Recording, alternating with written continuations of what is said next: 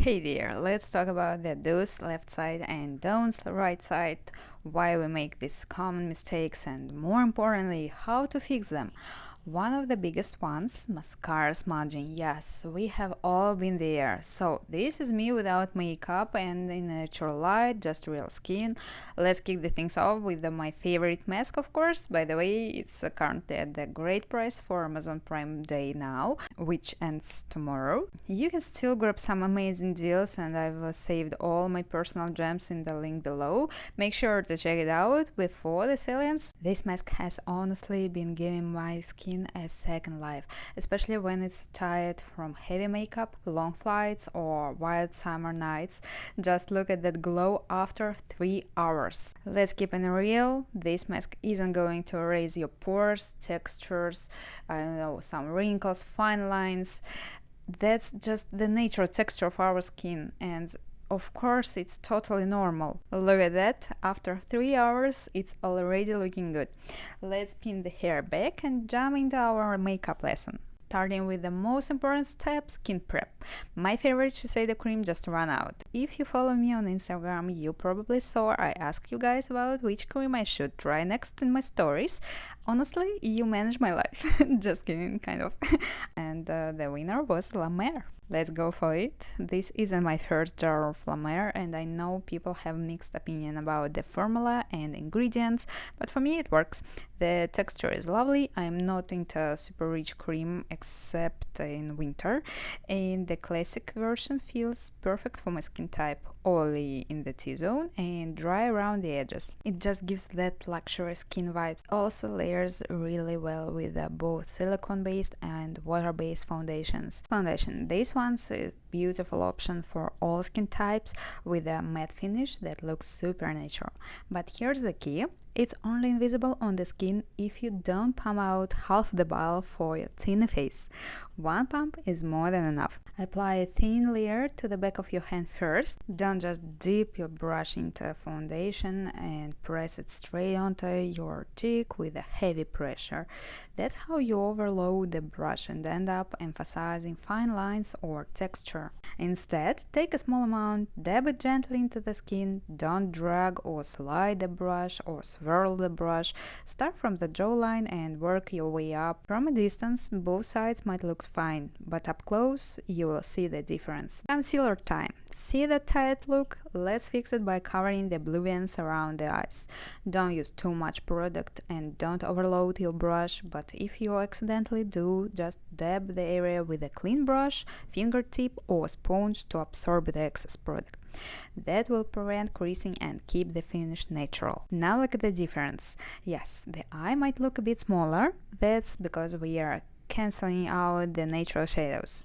But don't worry, we will bring dimension back with eyeshadow. The key here is to hide those gray-blue tones under the eyes. That's the priority. If you don't struggle with that, skip it. You can just apply it to the lids as a primer, and that's it. And always remember to dab over it with a big fluffy brush to pick up any extra product before you move on. Let's create a soft, sophisticated brown cat eye and smoky eye. So I start by applying a reddish brown pencil to the waterline and upper lash line, starting from the outer corners. Be generous with the pencil here, no gaps between the lashes, and following the direction of your lower lash line to leave the eye shape. Blend well along the shape line too, just smudge the pencil from side to side. If your pencil dries down quickly, do one eye at a time. Apply, then blend, then move on to the other. I love this pencil because the texture gives me time to think about life while blending. It's creamy but not greasy, which is exactly what we want. Cream texture are your best friend, especially if you are a beginner. That's also why concealer works so well as an eyeshadow base. Let's use a beautiful baked texture eyeshadow palette from Tom Ford. The best part doesn't have a fallout, so no mess under the eyes. Start with a light golden shade, apply it all over the lids, take the brown shade with a smaller brush and apply it along the lower lash line. This step brings back natural shadow and depth under the eyes. That area shouldn't look flat. We all have natural volume here. Adding that warmth helps open up the eyes, especially after applying brown pencil to the waterline. If you have gone too far or the shape looks off. Don't worry, just grab a brush with a bit of leftover concealer and gently clean up the edges.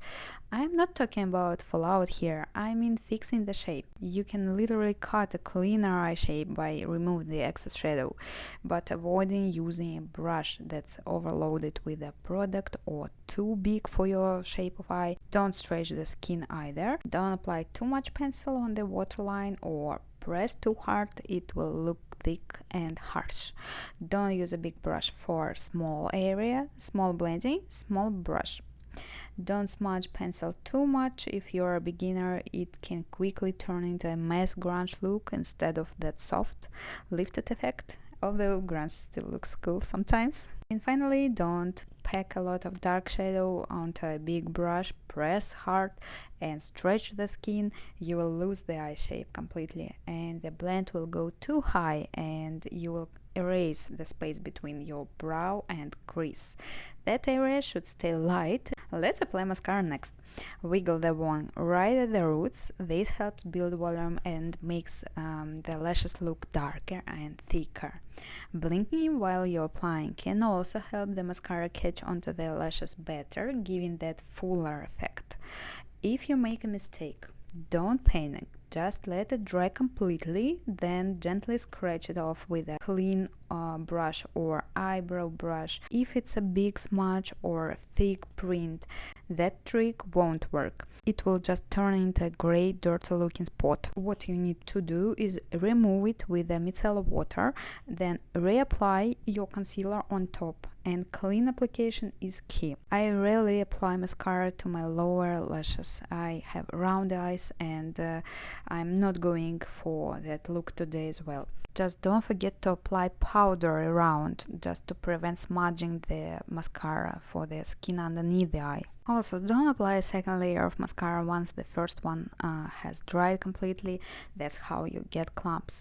And especially avoid the side-to-side zigzag motion. Clean up your eyebrows and lips.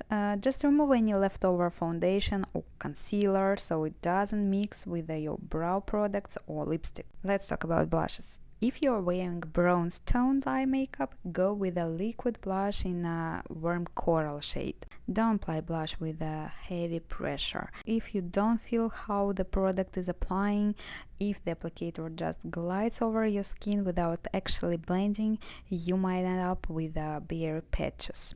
That's a sign it's time to switch your technique. Use a velvet textured blush instead of water-based liquid one.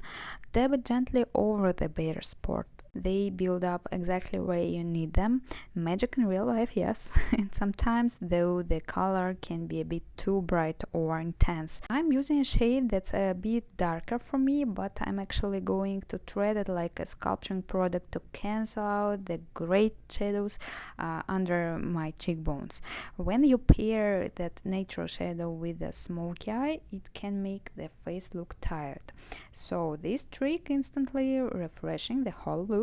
I'm skipping bronzer and contouring today. Instead, I apply blush to my nose, eyelids and forehead to tie everything together. If you are comfortable working with liquid blushes, try applying lighter shade to your high points cheekbones for soft ombre or gradient effect.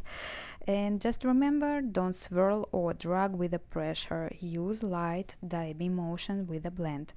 It makes all the difference. Let's talk about an old technique that's often used the wrong way, especially when paired with a bold eye makeup. Harsh lines, not ideal. Even if you are using a light beige shade, a strong outline can clash with a dramatic eye. Instead, start with a lip pencil, but don't apply too heavy or too wide.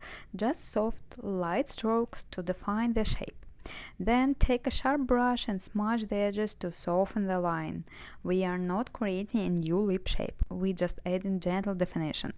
This step also helps separate the lip contour from the face and blend the edges with your fingertip to make it look seamless. Now I'm applying my favorite lipstick, such a beautiful formula. It's a moisturizing matte and the texture is just perfect. Apply it to the center of the lips, then blend outward. This technique is timeless. It's not trendy, it's classic, and Think of it like contouring and highlight. Shadow creates shape. Light adds volume. It's a basic pro makeup artist knowledge. Look at the full picture. The lips aren't too dark. Eyebrows. Press harder won't help, it will only make the strokes look unnatural. Remember, the goal is to mimic hair. There should still be tiny gaps between the strokes. White space is what makes them look like real hair. Use light motions. That's how you get that effortless natural effect. And you will notice something interesting. Even with the same product, light pressure gives a totally different tone than heavy pressure. One brow product, many different results. And don't overdo it. We already have a bold eye look. And don't forget to brush it out. That's it, the difference is huge. I overdo one side on purpose to show you the most common mistakes and exactly how to fix them or avoid them altogether, so you don't waste time correcting things. So what do you think about that look? Would you like to wear it out, or it's a little too bold for your style? Let me know in the comments what kind of video you would like to see next, and thanks for watching and see you soon. Bye.